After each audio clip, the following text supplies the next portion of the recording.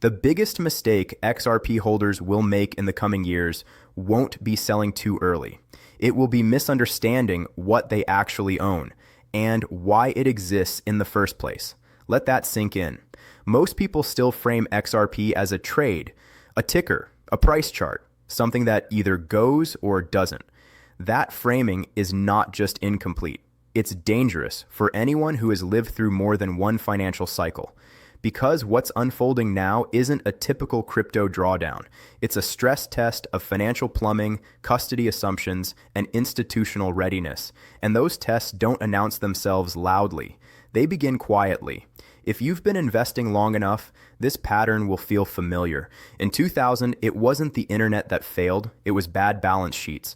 In 2008, it wasn't housing that collapsed. It was leverage layered on leverage. In 2020, it wasn't markets, it was liquidity. Every crisis looks different on the surface, but underneath, the mechanism is always the same. Structures break under pressure, not assets in isolation. Crypto is no different. The failure of FTX wasn't an anomaly. It was a preview of what happens when centralized trust collides with opaque balance sheets in a tightening liquidity environment. And yet, most investors treated it as a one-off event, a bad actor, a rogue exchange, a problem that was handled. That's not how systemic risk works. Systemic risk survives personnel changes. It survives branding. It survives bull markets. Here is a reality that experienced investors understand instinctively. When you hold assets on a centralized platform, you are not an owner. You are an unsecured creditor. That is not crypto theory. That is legal structure. When stress enters the system, ownership is revealed very quickly. Withdrawals slow. Support goes silent. Incentives increase. And then, without warning, access disappears. Not price first. Access first. That distinction matters more than most people realize, because price volatility is survivable, loss of access is permanent. Now zoom out. Global liquidity is tightening.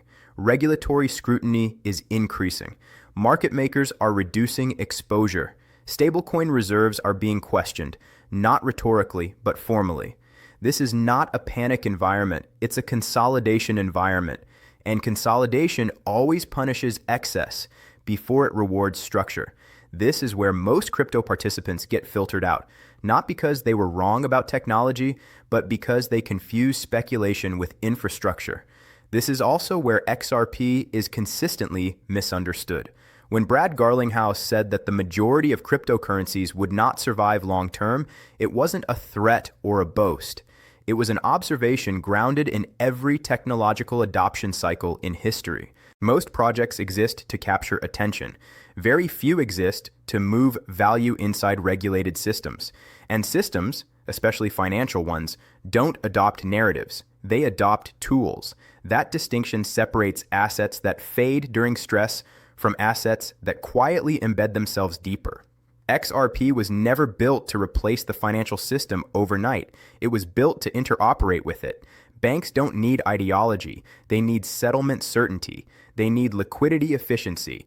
They need compliance-compatible rails that reduce friction without introducing new risk vectors. This isn't about speculation. It's about infrastructure. And infrastructure doesn't advertise itself during bull markets. It proves itself during constraint. If you've lived through multiple market cycles, you already know this. The loudest assets rarely survive. The quietest systems often do. Welcome to Lion of Crypto, where we focus on understanding systems, not chasing headlines. This channel isn't built for short-term traders or narrative tourists. It's for people thinking in 5 and 10-year horizons. Now let's slow this down and connect the dots, because this is where most people get it wrong. In normal market conditions, every exchange looks fine. Clean interfaces, balances updating, everything appears stable. But stress doesn't reveal itself loudly. It reveals structure. Exchanges are not vaults. They are not banks. And they are not designed to safeguard long-term wealth. They are execution tools, nothing more. The most common mistake, especially among investors who should know better, is confusing convenience with safety. Convenience feels harmless, but convenience has always been expensive during systemic stress. Leaving assets on a platform because it's easier is the same logic that led people to trust leverage they didn't fully understand, or financial products they never read the fine print on. When systems fail, convenience is the first thing that disappears. This is why disciplined investors treat exchanges differently.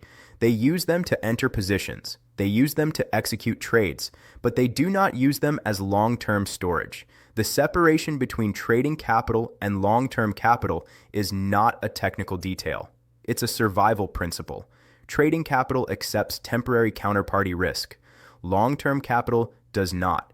Once you internalize that distinction, your behavior changes automatically, and that alone puts you ahead of the majority.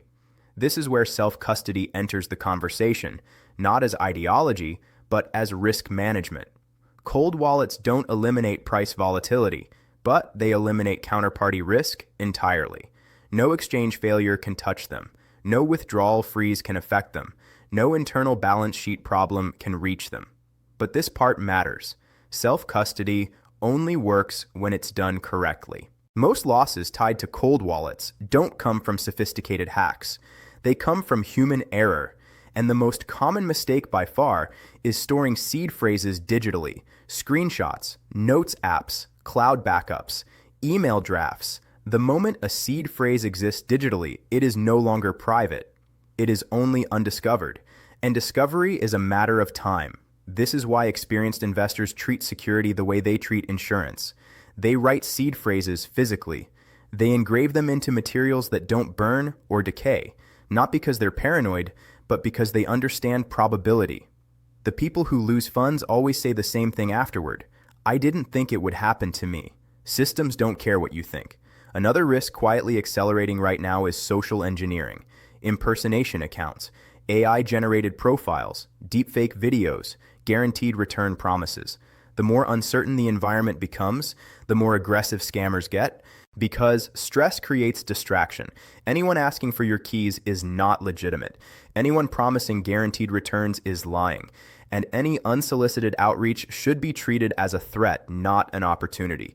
Now zoom out again. Exchange failures don't happen at market tops. They happen during boredom, sideways markets, periods when attention fades. That's when liquidity gaps appear. That's when leverage quietly unwinds. That's when reaction becomes impossible. By the time withdrawals are paused, positioning is already decided. At that moment, you're no longer an investor. You're a spectator. This brings us back to XRP, but through a different lens. The story isn't price, it isn't hype, and it isn't short-term performance. The story is functionality inside real financial systems. Assets that require constant justification don't get adopted. Assets that fit existing rails get embedded. And when stress hits the system, capital doesn't just flee risk, it migrates toward infrastructure, toward assets that still work when narratives collapse. Now we arrive at the part most content never reaches, the generational layer. This is where age, experience, and perspective stop being disadvantages and start becoming strategic advantages, because wealth that lasts is not built through constant motion. It's built through positioning, restraint, and time. If you've lived through multiple market cycles, you already understand this intuitively. The people who disappear aren't always wrong. They're impatient. They confuse activity with progress. They mistake motion for control. Real control looks boring from the outside. One of the most underestimated forces in investing is friction. When assets are one click away, emotions dictate behavior.